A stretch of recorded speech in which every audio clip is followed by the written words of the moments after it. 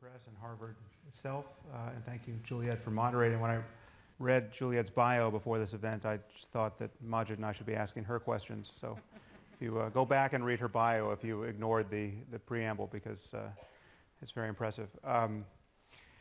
So yeah, I had been studying philosophy and I've been kind of self-taught in religion for the decade of my 20s. I was very interested in religion and spiritual experience. I spent a lot of time in India and Nepal studying meditation. And a full decade reading in religious traditions, East and West.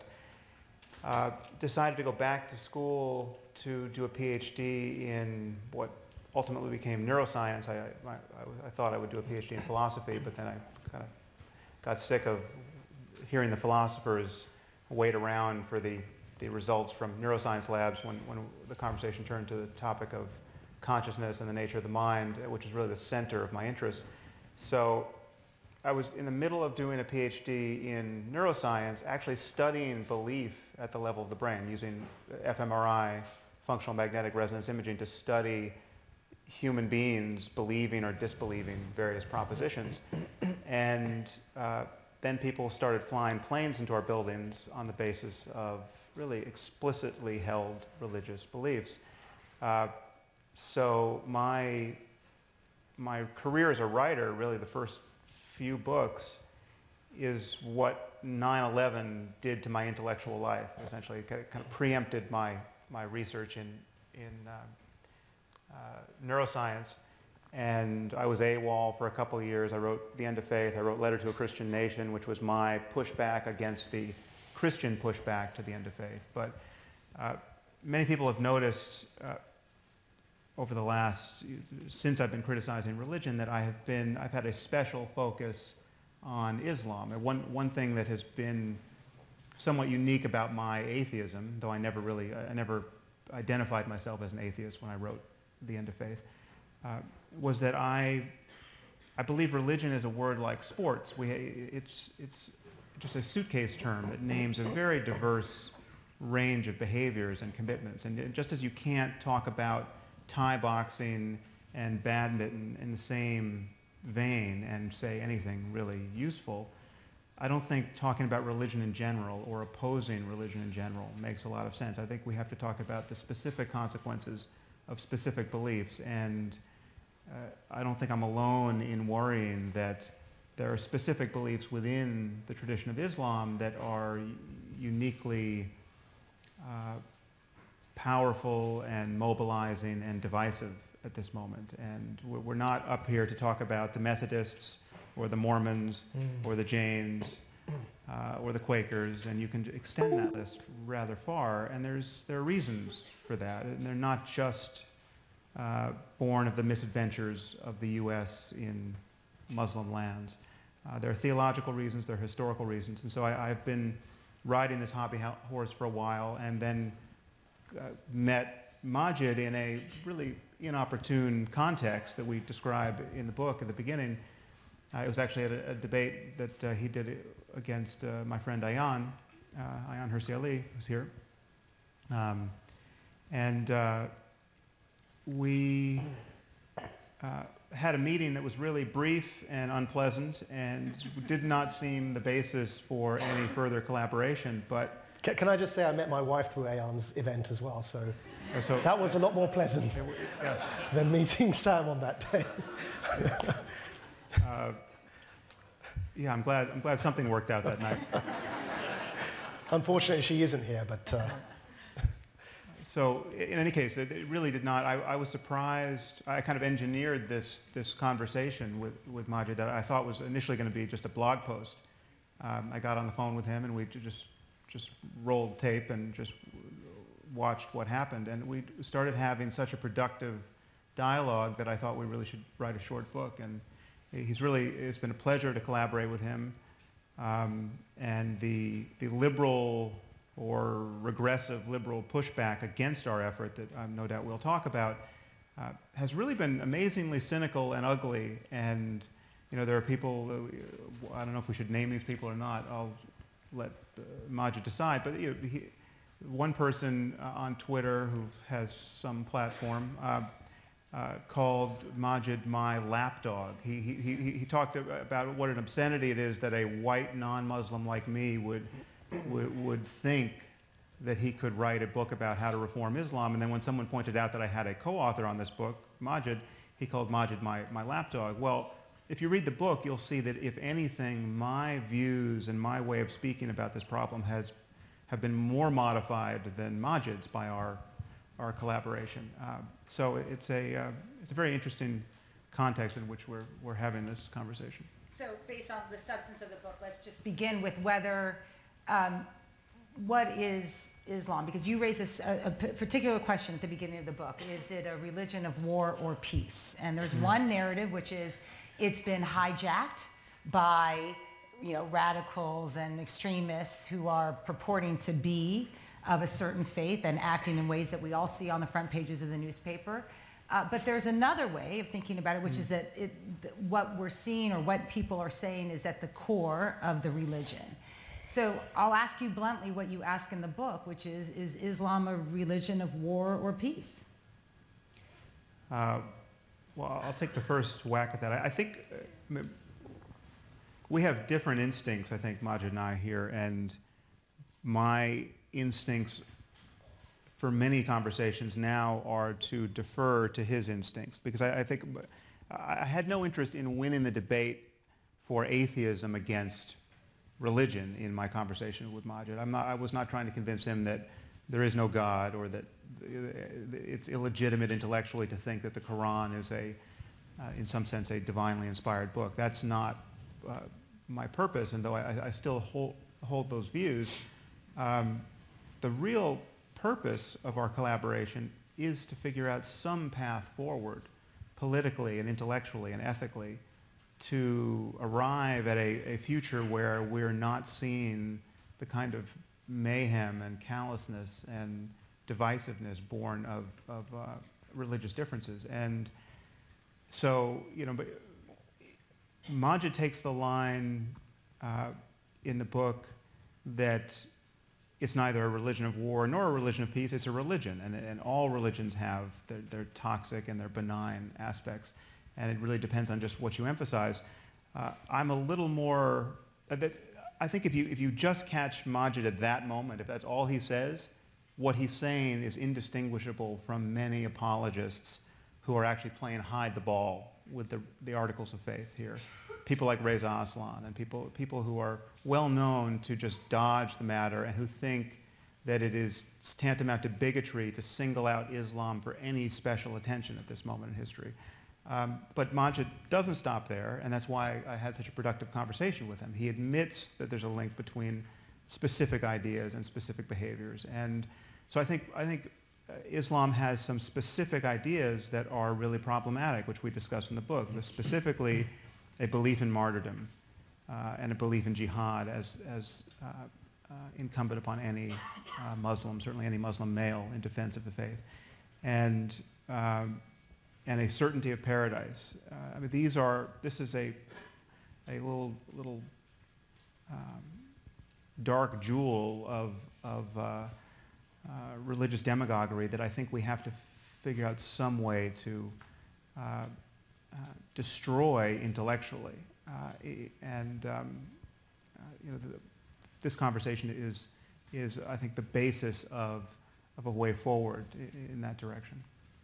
So on the same question, but I want to touch on something Sam said earlier about this notion that any Muslim engaging in dialogue with a critic of Islam, with an atheist, with somebody like Sam or Kayyem, is necessarily either a sellout, an Uncle Tom, a native informant, or any of the above.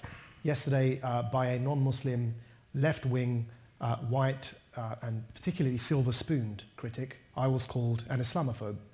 I want to address this head on before we proceed, if I may, because I think it's disgusting to delegitimize my voice in that way. And what I would like to say to them, and I hope they're listening, is the day that you have had to dodge neo-Nazi hammer attacks on the streets of Essex, as I have, the day that you've been arrested at gunpoint and profiled by police at the age of 15, as I have, the day that you've forcibly had your DNA taken from you and profiled at airports, as I have, and the day that you face the grip of a torturer in Egypt's dungeons because of your Islamist political views, as I have, is the day you get to talk to me about Islamophobia. The day you were born to Muslim parents, are a Muslim yourself and have a Muslim child, is the day you get to talk to me about anti-Muslim bigotry. Until that day, being a non-Muslim, and particularly being a white male, to speak to me and to police my conversation about my own religion and its future in this world, and to choose for me who I'm allowed to speak to, is a form of colonial patronage that I could do without. It's a reverse form of racism. It's a policing of the conversation. It's born of a racism of low expectations, because it assumes that the only good, it's the true good Muslim, bad Muslim game, by the way, because it assumes the only good Muslim is the angry Muslim, and there happens to be a bit of a brain malfunction in the heads of these people who assume that despite the fact I've been through all of that, I'm not sitting here in front of you ranting and raving and spitting and frothing at the mouth. Therefore, because I'm not angry, somehow I'm not the good Muslim. It's patronizing in the extreme. And in particular, as I said, the two people who have named, Sam's, I think, mentioned one of them, the two people who have called me a native informant or an Uncle Tom or an Islamophobe, both happen to be non-Muslim, white, middle-class American males who haven't seen any of what I've just described. And I think they need to just stop and check their privilege, first of all. And it's sad that the debate has got to this. To very quickly answer your question, therefore, I have a right to have a view on that question. And that question, whether Islam is a religion of peace or a religion of war, for some Muslims, it's a religion of war. For the vast majority of Muslims today, it's a religion of peace.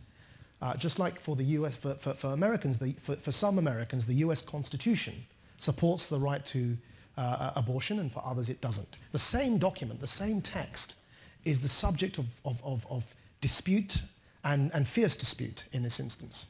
And one of the things that we discuss in this dialogue is that actually if Islam is only what Muslims make it through the process of ijtihad or interpretation, if the vast majority of Muslims today are not jihadists, then only because that's what Muslims are interpreting it to be, today it happens to be by majority rule a religion of peace. But that's not to say that there is an incredibly vocal and disproportionately prominent minority within our own communities of Muslims who subscribe to the view not only that it's a religion of jihad and war, but are actually fighting and engaged in that war. And it's that vocal and organized, highly organized minority, as represented by ISIS, in some instances they're controlling countries, that we must challenge head on and accept the fact they exist and not obfuscate and bury our heads in the sand and pretend that this isn't really a problem. So just to pick up on this, because both of your answers, both the first part, which is helpful for people to hear, and the second part are related in the sense that this colonial patronage, or what you both so adequately call in the book the Voldemort effect, that our inability to actually say the name, which is, it is not extremism, it is Islamic extremism, and you both criticize, or at least you criticize the Obama administration about its failure to sort of use the language or admit what it is.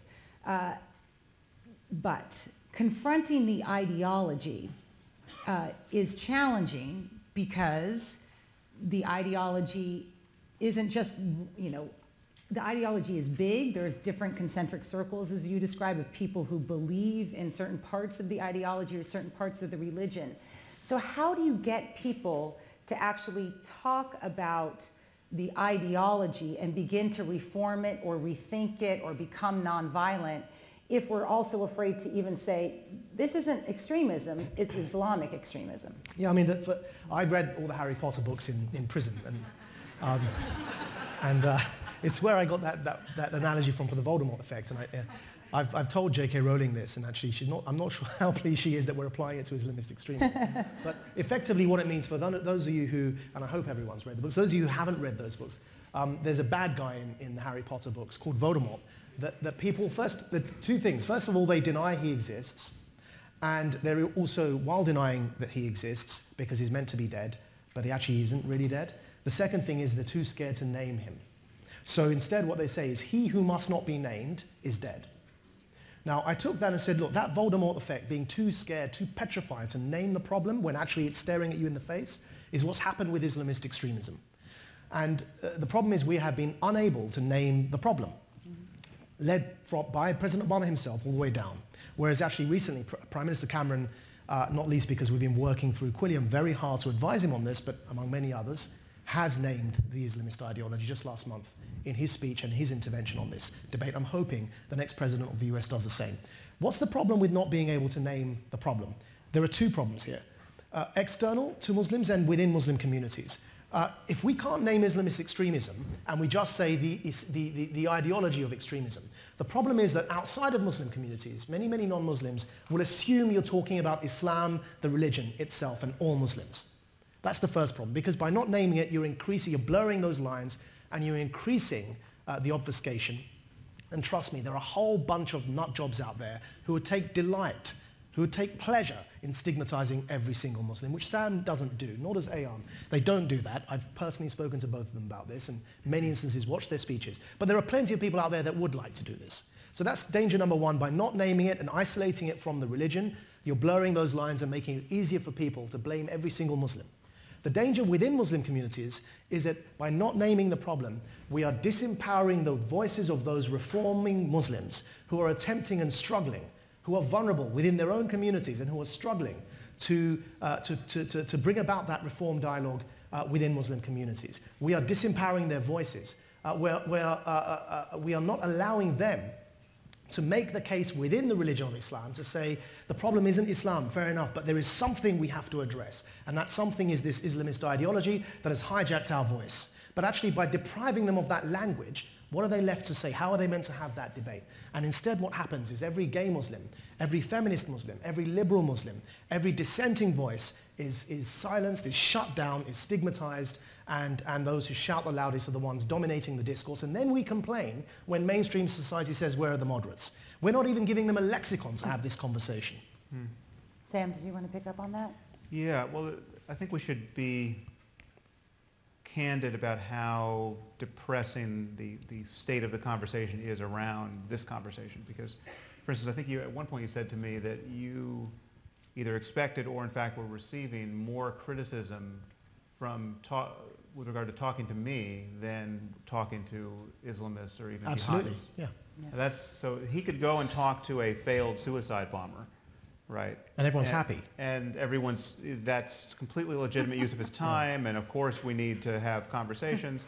How else could we move forward? But talking to famous atheists over here, that's as controversial as it gets.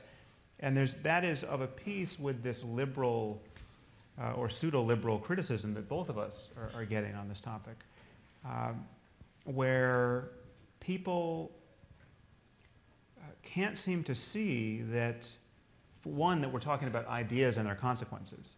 And everything we say about Islam or Islamism or jihadism, or depending on what the focus is, conservative Islam, applies to white converts to the faith, and it applies to people in 100 different countries and a wide variety of ethnicities. If ever I say something disparaging about Islam compared to Hinduism or Buddhism, well then that has nothing to do with racism or the colors of people's skin. I mean, so racism and bigotry against people based on ethnicity or the country they're born, that has nothing to do with this conversation at all. And so this meme of Islamophobia that has been thrown up to prevent conversations of this kind is really quite destructive. And it's something that, I mean, the hypocrisy here should be just shattering to liberals in particular, because you have, as Maajid just said, we are abandoning the women and the freethinkers and the gays and the public intellectuals and the apostates in these are the most vulnerable people on earth in Muslim societies, where you have atheist bloggers, or not even atheist bloggers, just secular bloggers. People like Raif Badawi. Getting hacked to death, and liberals are not only not giving them any tools by which to better their lives, they are castigating the people who are trying to shine a light on the disproportionate nature of the problem here. To be gay or even a woman in a country like Afghanistan or Saudi Arabia or Bangladesh. I mean, these are unlucky places to be in a minority of that kind.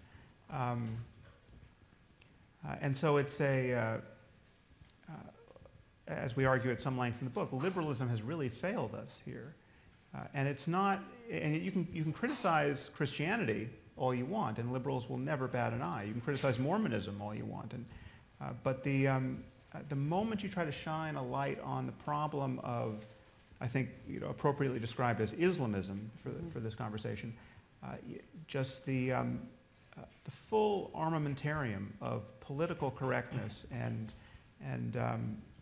cries of racism just hits you full in the face, and it is a thankless job. Nobody wants to do this. Nobody wants to have this conversation because it is so poisonous, especially on college campuses. One of the good things that's come from, for me, that's come from our dialogue is that at least I'm sensing that the emphasis has shifted from one about the metaphysical conversation about whether God really exists or not, to the political and social values that we need for just and stable societies. And that's where I'd like to see the conversation go.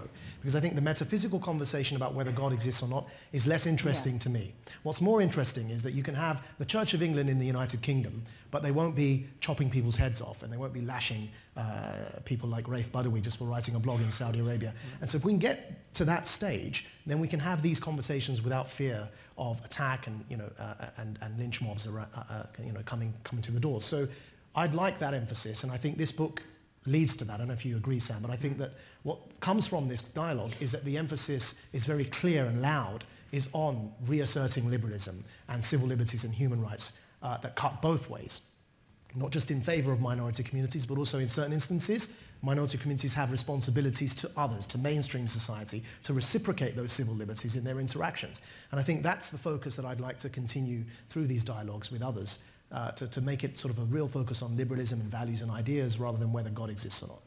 But Sam, I think that's right, and the substance of the book gets into that. Sam, though, you highlight in the book that the two basic tenets of Islam, it's hatred or rejection of infidels and this notion of a post-earth paradise, means that linking Islam with liberalism, right, with gay rights, women's rights, whatever you want to call it, may be desirable, but it's essentially based on a pretense. It's essentially intellectually dishonest. Is that fair, or do you think that they are compatible? Well, the path forward that Maajid really found in our conversation, and you'll see that it took some effort to convince me to sort of follow him through that, keyhole-sized aperture in this just wall of medieval ignorance,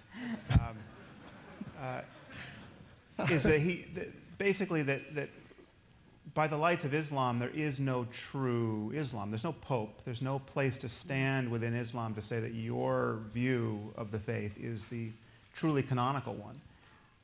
And so there is a radical kind of pluralism there, which reformers can take advantage of, where you can say, listen, there's whatever, you can be as doctrinaire as you want. You can be right of Mullah Omar in terms of your theological commitments, but what you can't be is someone who thinks that applies to all Muslims for all time. Now, I remain quite skeptical that we can have conversations with people of Mullah Omar's sort.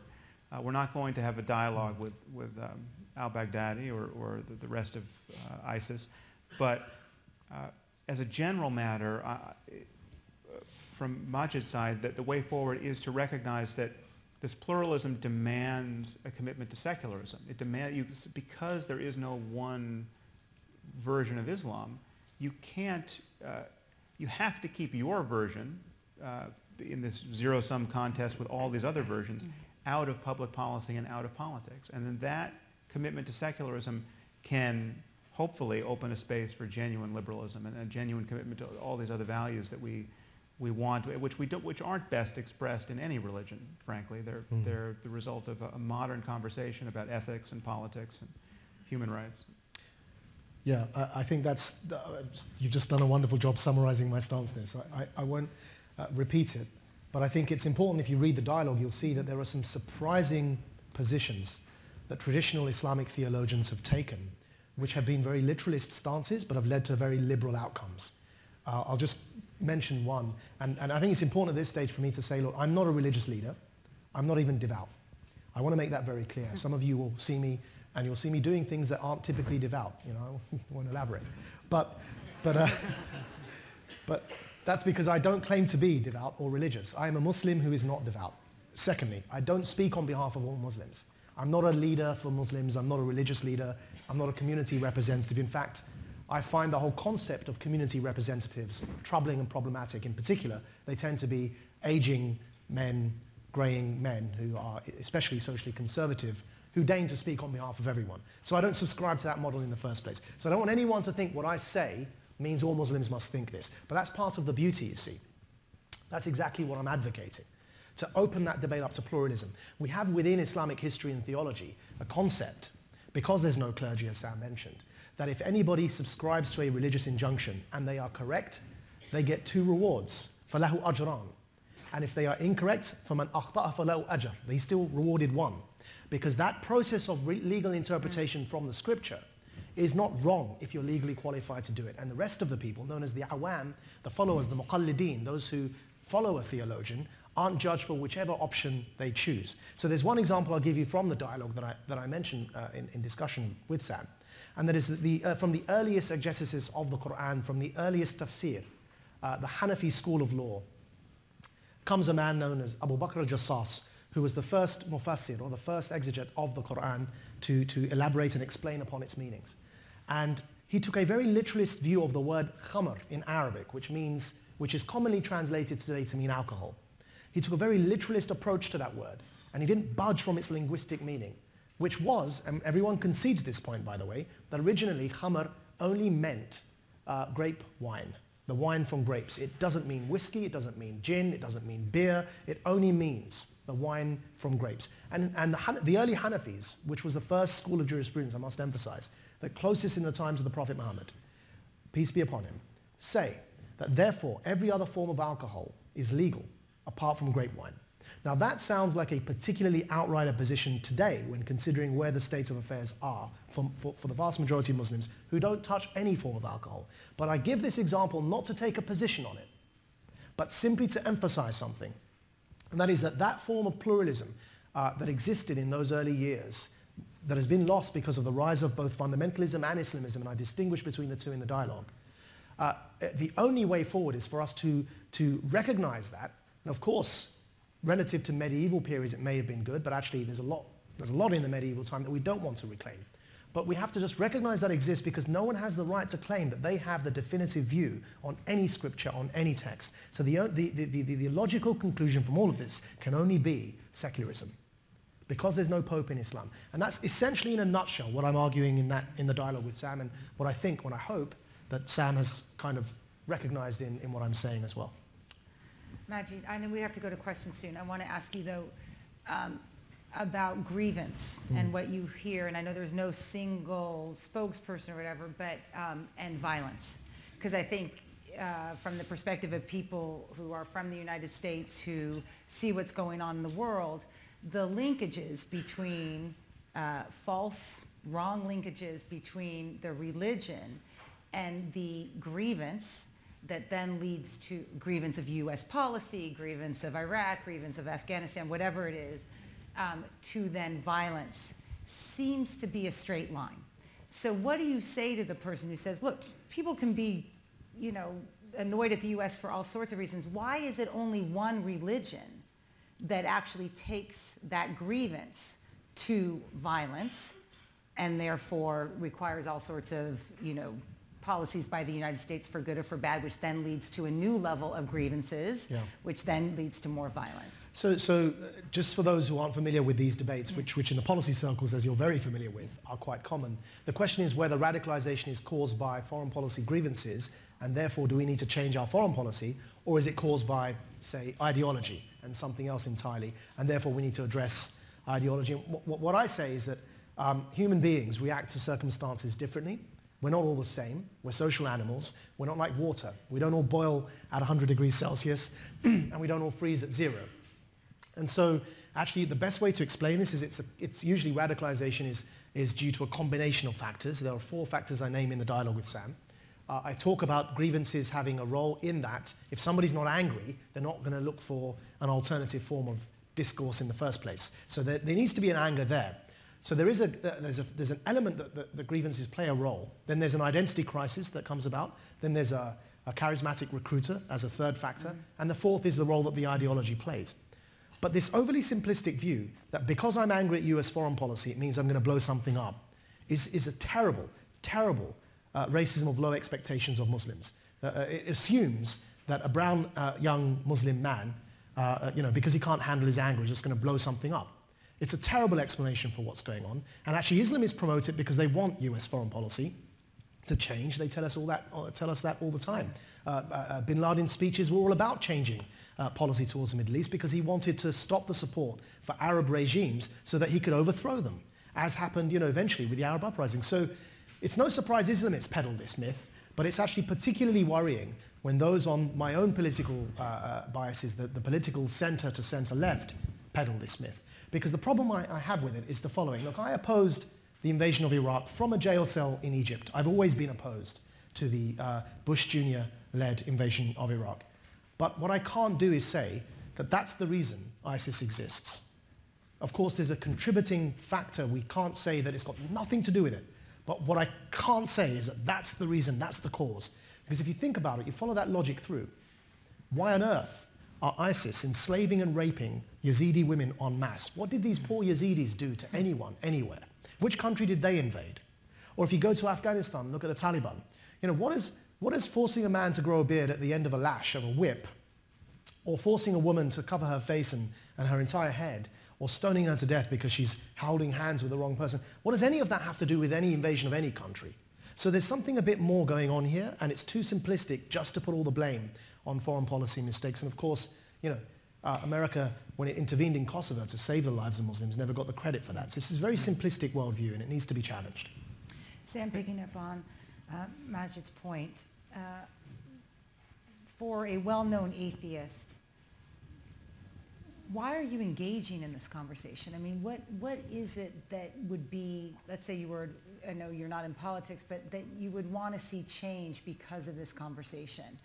Or is it just a good conversation to have? Well, I think this is the political and ethical problem of our time. I mean, in the largest, most generic sense, I think the contest between good ideas and bad ideas, and the contest between good methodologies at arriving at ideas and bad ones, I think that is the most important distinction to get right, both personally and at the level of societies. And religion at this moment has a monopoly on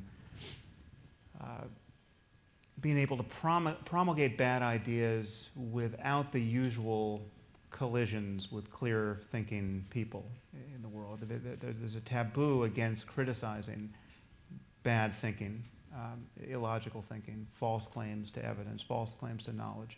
And I think this has just a destabilizing effect on human cooperation in general, because all we have is a choice between conversation and violence when things really matter. And when you're telling me that there's certain things you know to be true, but the way you know them is not based on any kind of publicly available mode of evidence or reasoning, and these things are not only non-negotiable, they're the most important principles in your life, this is intrinsically divisive. And this worries me across the board with all religion, but with certain religions, their commitments don't matter all that much. The fact that Jains won't kill animals and are rather dogmatic vegetarians, that's not a problem for anyone. And we're not going to see Jain terrorists insofar as they are, and this is why fundamentalism is a term of art and a red herring. The fundamentalism is not a problem if the fundamentals of your religion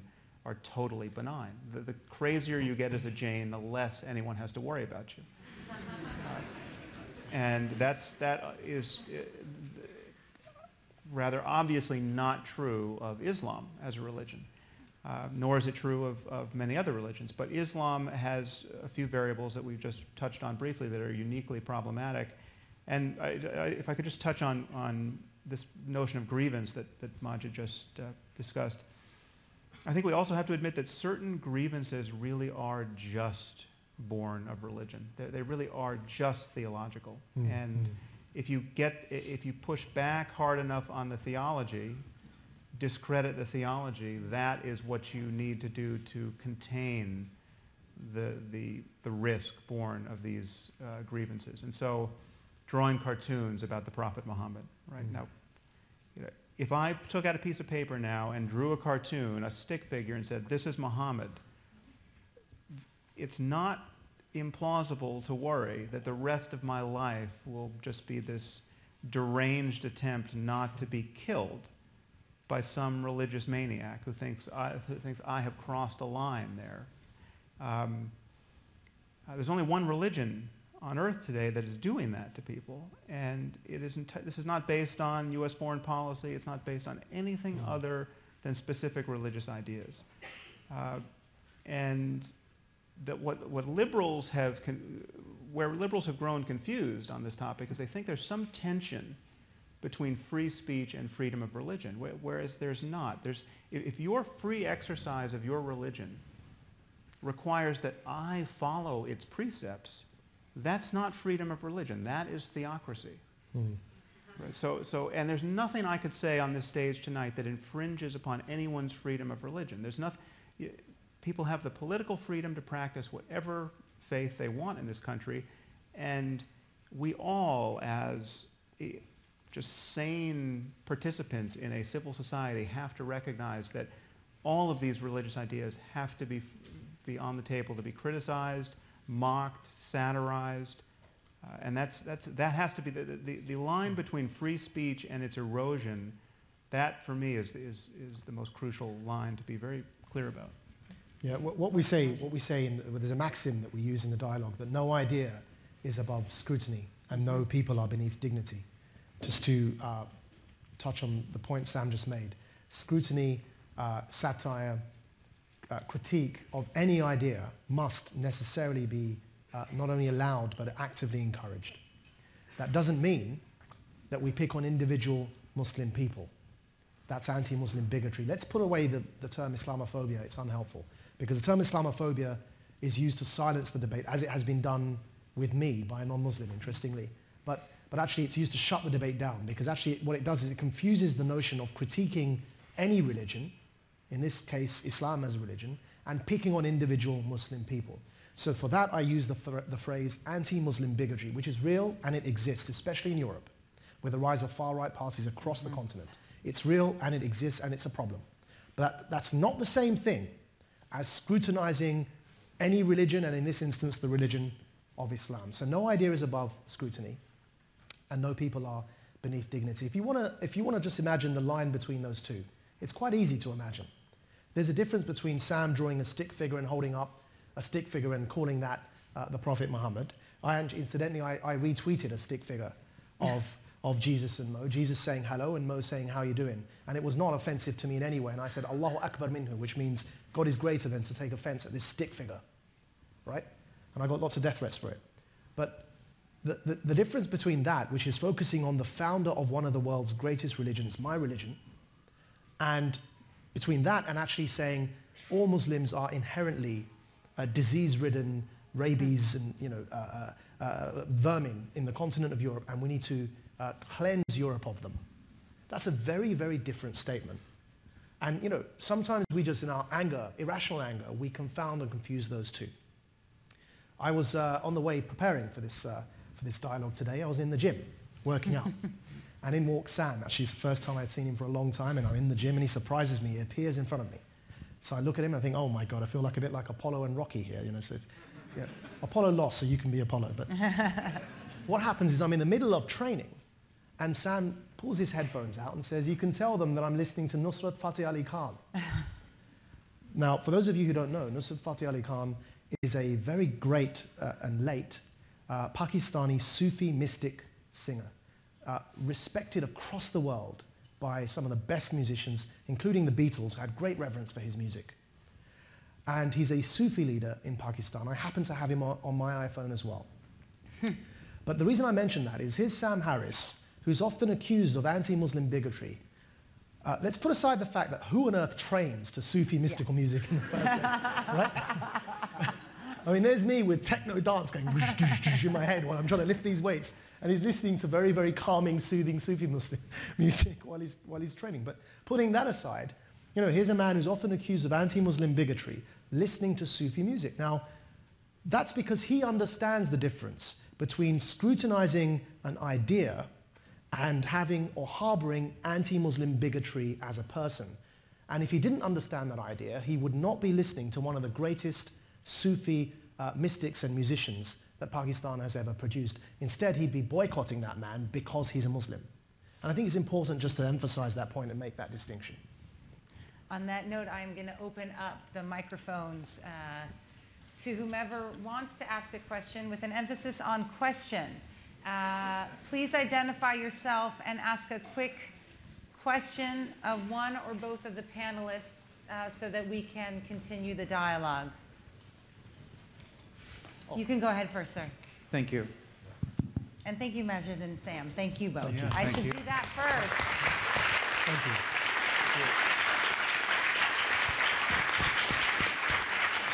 And to say that we literally got through about 10% of the depth and sensitivity and creativity of the book is an understatement. So stay tuned. Hi, thank you both. My name is Zuhair Mazuz. I'm an Arab journalist. I wanted to say very frankly that I liked Mr. Nawaz's analogy between the debate happening in the Middle East, North Africa, and the one happening in the United States. You used the Quran to describe the debate happening in the Middle East, North Africa about governance, and then in the United States you used the US Constitution.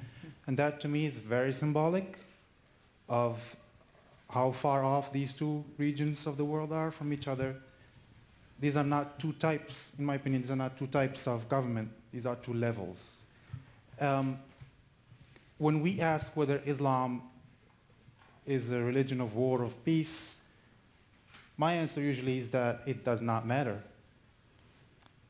If you ask that question about Christianity in the United States, it won't matter because you live in a society that protects thought, freedom of religion, freedom of choice, freedom of conscience.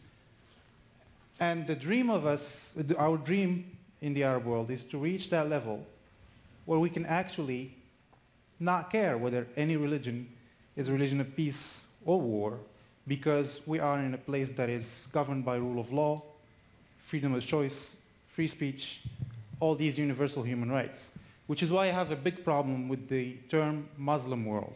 Yeah. Can I have you ask a question now? Yeah, sorry. Thank you. That's okay. Yeah, So that was my question. Do you think we should keep using that term, or is it more convenient because it's simple for the rest of the world to understand us? Thank you. Okay, so may your kind multiply. I really, really hope that lots of young Arabs like you speak in the way that you just did, and it's incredibly encouraging to hear you say that. I agree with everything you said. If you notice in my responses to the questions, I don't say Muslim country, and I certainly don't say Muslim world. I say Muslim majority countries. To take Egypt as an example, 20% of Egypt's population are Coptic Christian. So it's not a Muslim country. It's a country for Egyptians. If we're discussing having a religious discussion, then that's why I'll say Muslim majority, because that 80% is a majority, but it's unfair on the minorities to call it a Muslim country. It should be a secular republic. Secular in the American, not the French sense of the word. So no, I don't use the word Muslim world either, because it unfairly homogenizes 1.6 billion people and assumes that they all think the same both in religion and in politics. And in fact, they probably disagree more with each other over religion and politics than Europe and America do. So it's an unfair homogenization, and I thank you for your intervention. Sir. Hi. My name is Jonathan Topaz. I'm at the law school. I just had a question. I was recalling earlier in the day a United Nations report that was describing the democracy deficit in the Arab world, and that report from maybe 5 years ago basically was running regressions in whatever they were saying, and said that the problem in the Arab world in terms of the democracy deficit, so to speak, has very little to do with Islam and has much to do with political, economic, social factors, institutions in the Arab world, and the fact that these countries are Muslim majority has very little to do with it. I'm curious why, when you're speaking about illiberalism, values towards women, things of that nature, why you believe that the isolating factor is in fact the Muslim religion, as opposed to some of those other factors that have driven illiberal societies there. Thank you. Sam. Was that for me or Maajid? Whomever. I happen to know because I've known that you have spoken about that a few times. We can give Apollo credit. Yeah.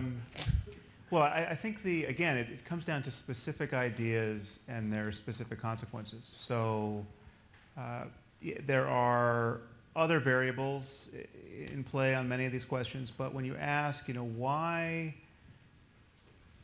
just let me take the most illiberal example we have currently. Why is the Islamic State doing the specific things they're doing? Why are they throwing gays off of rooftops? Why are they crucifying people? Why are they taking sex slaves?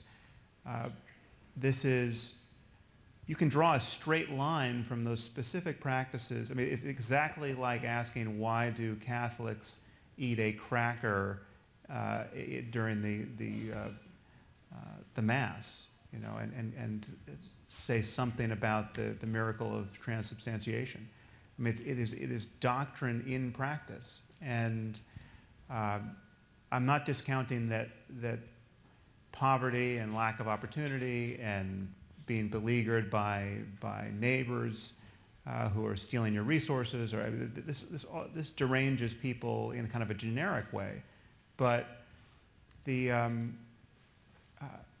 there are specific versions of Islam, the political version we call Islamism for the purposes of this book, and I think that's a very useful term going forward, which are a kind of recipe for intolerance and in its various forms, whether it's intolerance towards women or gays or free speech or civil society as we know it.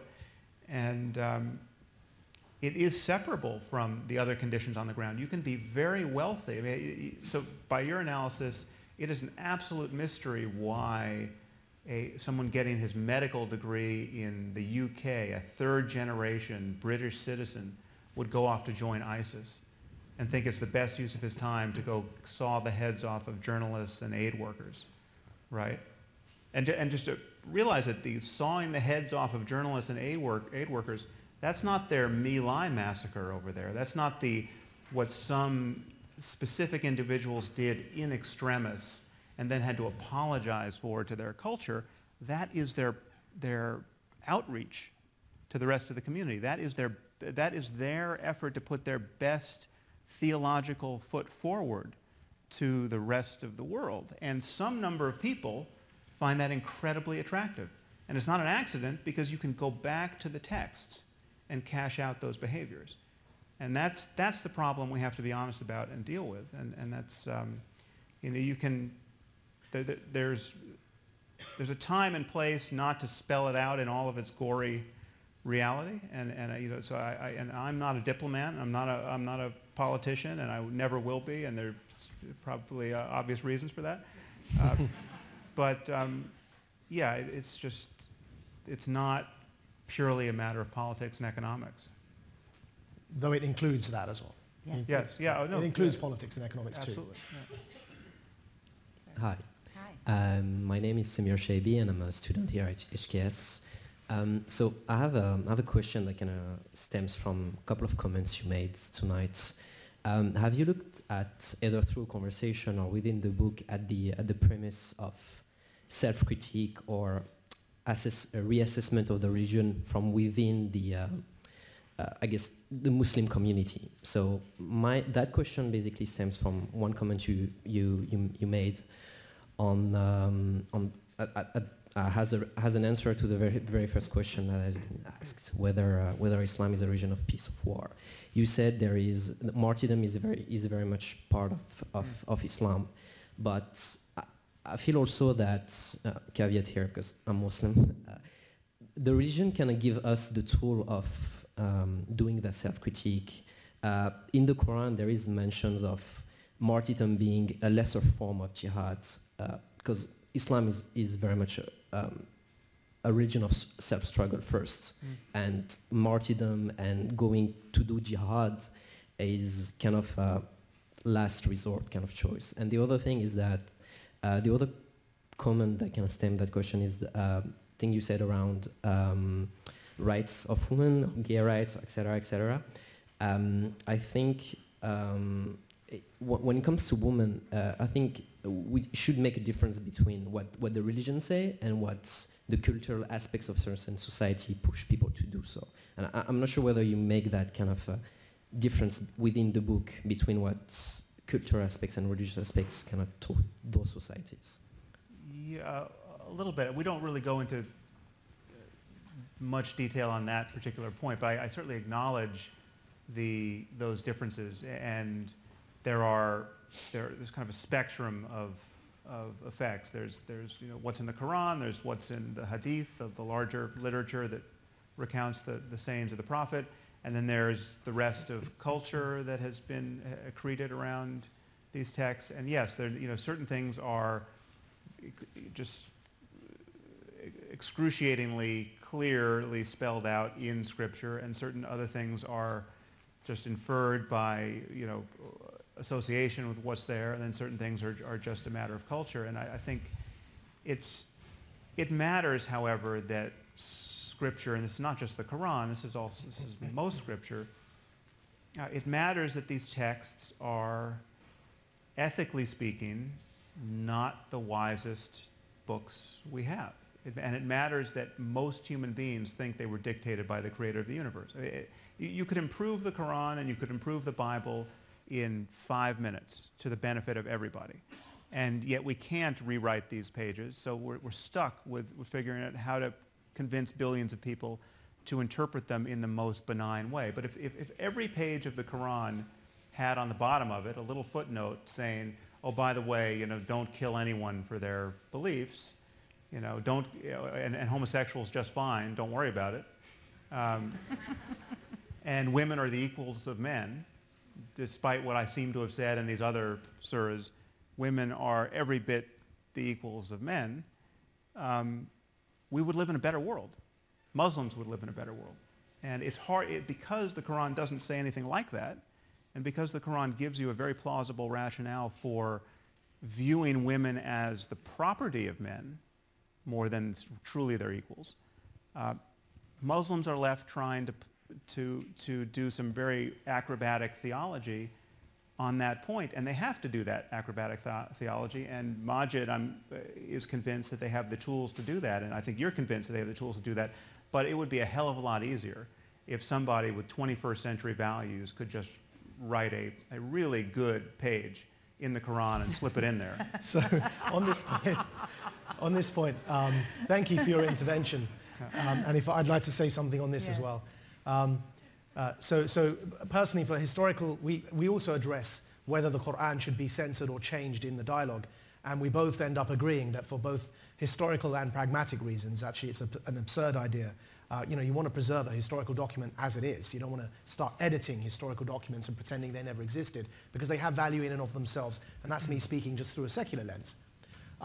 But at the same time, Muslims, and I'm really glad with what you said and the way that you view your faith, but unfortunately there are many, many others who don't, and they're causing some problems in the world today. So I think we have to confront that head on, and though we know that lots and lots of people think like you and me, we also have to be honest and acknowledge that others, when they see passages in the Quran such as as-sariqu wa-sariqatu faqta'u aydihima, the male and female thief cut off their hands, or azani wa zaniyatu fajliduhuma mi'ata jalda, the fornicators, lash them 100 lashes, or so on and so forth, that are passages directly from the Quran, that there are people out there that take these, not just individuals, there are regimes that take these passages vacuously and enforce them upon the rest of society. Saudi Arabia is one such example. It still beheads people. It still cuts off hands, albeit surgically, for theft. And it still lashes people for blogs, as I mentioned, Raif Badawi, who's being lashed as we speak. So there are entire regimes, and there are groups such as ISIS, who follow that vacuous interpretation of what they literally find within the passages. And I think it's incredibly helpful if Muslims like you and me own that, are honest about it, say, yes, there's a challenge we have here, and let's open up that debate. One of the things I mention in this dialogue with Sam is that how historically people have got around some of these issues. The last ever legitimate caliphate for Muslims, you will know, was the Uthmani Khilafah, the Ottoman Caliphate. The Ottomans took these passages known as the Hudud laws, the penal codes, and the Sheikh of Islam of the Ottoman Caliphate, the leader of the Ottoman Caliphate's theological reasoning, came along and said, through religious reasoning, he said, we're not going to use this anymore, and he adopted the French penal code instead. And that was done in a caliphate by the Sheikh of Islam. Right? So there have been attempts to reconcile this, but today, sadly, due to the rise, the very modern rise of Islamism and fundamentalism, which have been rising side by side, perhaps I should just distinguish. Islamism, for me, is the desire to enforce any version of Islam over society. Fundamentalism, or incredibly conservative religious practice in a Muslim context, is those who are incredibly rigid and socially conservative and regressive in their practices, even if they don't want to enforce those on others. Both phenomena have been rising. You know, the Saudi form of Salafism has been rising, and Islamism has been rising, and they're competing with each other for Muslim attentions. We've got to be honest and challenge that head on, and I really do wish, more Muslims were as vocal about this challenge as they are, unfortunately, vocal about irrelevant things such as people in Europe depicting cartoons, which frankly shouldn't hurt God. It doesn't hurt God. It doesn't hurt you or me or the Prophet. It shouldn't hurt anyone because it's a cartoon. But we'd rather burn buildings and kill people over that in Muslim majority countries like Afghanistan and Pakistan, where they're killing each other over cartoons thousands of miles away, than focusing their attentions on the self-scrutiny that you very correctly mentioned. They should be looking at their own societies and how to improve them. Thank you. So we are going past the allotted time, so I want to make sure, until I get the heave-ho, I'm looking over there. How about two more? And then, okay. So you, and then you were the first. And I apologize to everyone about this, but lots of questions. Go ahead. Hi there, my name is Connor Riley and I'm a junior at the college. And my question is for Apollo, but Rocky, you are welcome to hit me too if you are so Stuck. I forgot who I am. I'm Apollo? Okay. Yeah, I guess that's what we went with. So towards the beginning of the talk, you made a really interesting point about destroying an idea intellectually. But this is actually like fairly easy to do, like with colleagues and with papers and time. Like on an intellectual level, like defunding an idea is actually like not terribly difficult. But like it gets very difficult like when you're trying to do it culturally, and even more difficult when you're doing it on an individual level. Another example that isn't necessarily tied to Islam would be like global warming, right? There's overwhelming evidence from the scientific community that, you know, human behavior is affecting the climate, yet you're going to have a group of the population who will sit there and no matter how much you speak to them will say that this thing isn't happening. So I guess my question for you, and maybe based on your experiences and based on conversations that you've had, is how, if you were having dinner with someone and you needed them to think a new idea that disaligned with something that was really salient to them, how would you structure a conversation space to get this person not necessarily to destroy this idea for themselves, but at least to think a new idea that might misalign with a belief they already have? Because like this is the problem. Like this is something that is catastrophic that I can't get around. Well, it's, as you say, it's a huge challenge, but it can be done. My inbox attests every day that it can be done. Many people think that based on, I don't know if it was George Bernard Shaw or Mark Twain, or I think they both alternately been credited with this quote, but you can't reason somebody out of something they weren't reasoned into. But you've practiced it a lot. Yeah, but that's just false. I mean, you can reason people out of their deeply held beliefs that they didn't reason themselves into, but they're just acquired with mother's milk, or they reasoned themselves into, and they can reason themselves out of it, just based on some continued conversation. And do you do that with questions, or you do that with stubbornness? Well, you do it by continuing the conversation, and as long as, I mean, this is the crucial matter for me is, can we talk about it?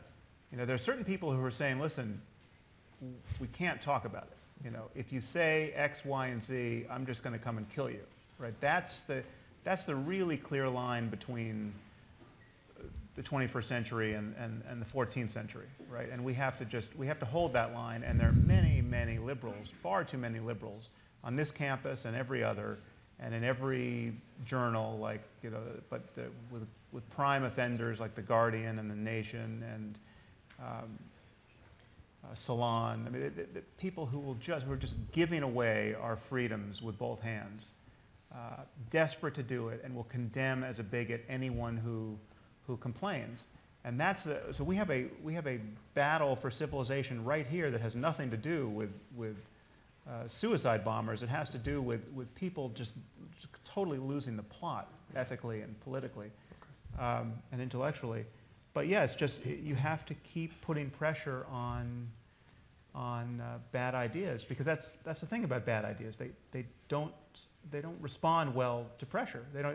People have internal contradictions in their lives that they can notice because they're, do you think prayer works? Many people say, yes, absolutely, I think prayer works. And then you say, okay, well, we have a new airline where the pilots are just going to rely on prayer to land the planes. Tickets will be cheap, and you can very cheap. Sign up. Who's going to sign up for that airline? If the pilot comes over the PA system and tells you that he's convinced that prayer is all he needs to land this plane, you're just going to see just stark terror on the faces of even the most religious people. And so that's a contradiction that can be pointed out. And we have to do that 1,000-fold and just keep doing it. But as you say, global warming, evolution, these are the jury's not out on questions, and many people just don't subscribe, and it's a failure of conversation ultimately. Thank you. I want to thank this young man for ceding the microphone over, and to you for a question, because we wanted to get a diversity of questions as well. So thank you very much for your question, the last one. No pressure, right? Thank you again. So my name is Rana Abdelhamid. I'm a student here from New York City. And I just wanted to go back to your point about just the anti-Islamic bigotry and hate crimes. So even though we can sit here and have a conversation about the difference between Islam, Islamism, and fundamentalism, oftentimes media does not necessarily distinguish between these things. And it's very easy for, like you said, right-wing groups to take these ideas and kind of continue to dehumanize the image of what a Muslim is, and creates, an increase in hate crimes, an increase in anti-Islamic bigotry. So I'm wondering what you would say to that, and how you're able to separate these things and have this conversation, especially within the Muslim community, when it's so hard to kind of fight that external battle as well. Thank you for your question. I recently wrote a column. I've just started the regular column for the Daily Beast, and my last piece was actually on the rise of bigotry across the spectrum. And I cite a statistic which is incredibly worrying, and that's the London Metropolitan Police have said that anti-Muslim hate crimes have risen by 70% within a year in London. Anti-Semitic crimes have also gone up to the point where government ministers are giving speeches about how concerned they are with the rise of anti-Semitism. I think bigotry across the board, because, and I tie it directly, personally I tie it to identity politics and the rise of identity politics, people seeing themselves as part of their group and all others as the out-group.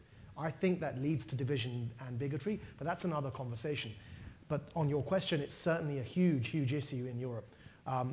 Communities are being divided along these lines, and attacks are taking place against synagogues across Europe. We saw some of those violent attacks where terrorists Once they finish attacking journalists, the very next place they go to is a synagogue, and start attacking Jewish people. We're speaking on Jewish New Year, and it's a huge, huge issue across Europe where, in France, Jews in particular, for example, don't feel safe. And then likewise, as I said, in London, if anti-Muslim attacks have gone up by 70%, women who look like you don't feel safe walking in the streets because they're worried about being attacked. And that could be my grandmother, who also wears a headscarf. So I can assure you that I have every concern and worry. As I said to those non-Muslims who are trying to police my conversation in this, look, I have a Muslim child. I have Muslim parents. I have a Muslim grandmother who covers her head with a headscarf. I'm directly affected by the rise of anti-Muslim bigotry, and I'm a Muslim myself. And I've been attacked. I've been profiled. It's a huge concern. My only issue would be that the way to challenge this is to throw open that conversation. I think the Voldemort effect, as it did in the Harry Potter books, I'm going to run with that analogy. If we don't name the problem, it increases the hysteria, and which was one of the genius aspects of J.K. Rowling's usage of this device, of creating an enemy that we're too scared to name, because it only increases the hysteria. If you can't identify what you're worried about, you end up generalizing about everyone. And so why I push the term, you can go online, there's a very polite and civil debate I had with Fareed Zakaria on CNN, on Anderson Cooper's show, about whether we should use the word Islamism or not. I like to think I did quite a good job. I mean, maybe Fareed Zakaria will disagree. But actually, I elaborated on this point, that if we as Muslims don't isolate Islamism from Islam and then define what we mean by Islamism, and say Islam by definition isn't definable because it's a religion like any other. It has all the denominations and sects and interpretations and disputations that all other religions have. But Islamism is this thing here, and we define it as a desire to impose any version of Islam over society. And that's what we're worried about. That's what we're challenging. If that's a Muslim-led conversation, you will find eventually that that understanding spreads, as it's done in this instance. I like to think that Sam's conversation around this has developed more nuance since we began our dialogue. And likewise, I've developed. Since discussing with Ayan and Sam on these issues, I've changed my views on many things. That's the beauty of conversation. And the only other alternative to this learning process that we all have to go through, and by the way, we'll make mistakes in the process as well. We will stumble and fumble our way through this. Sometimes I'll say something stupid, sometimes you will, many times he can. But by making these mistakes, we learn together. If our intentions are there to have this dialogue and get through it together, we'll make progress. The alternative is to shut the conversation down, to muzzle people, to prevent them from speaking. And all that does, and I've seen this from my own life experience, is it increases the hysteria, the division, the enmity, and then people do start generalizing because they're not allowed to speak about it. So that's my take on that, but thank you. That's a great end. Maajid Nawaz and Sam Harris, I want to thank you both. Thank you. And thank the audience for your listening. The book, once again, is Islam and the Future of Tolerance, a Dialogue, Harvard University Press, in about 2 weeks, as I look over at the editor and a nod. And thank you both very much Thank you, Juliette. for being here. It was excellent. Thank you. Thank you.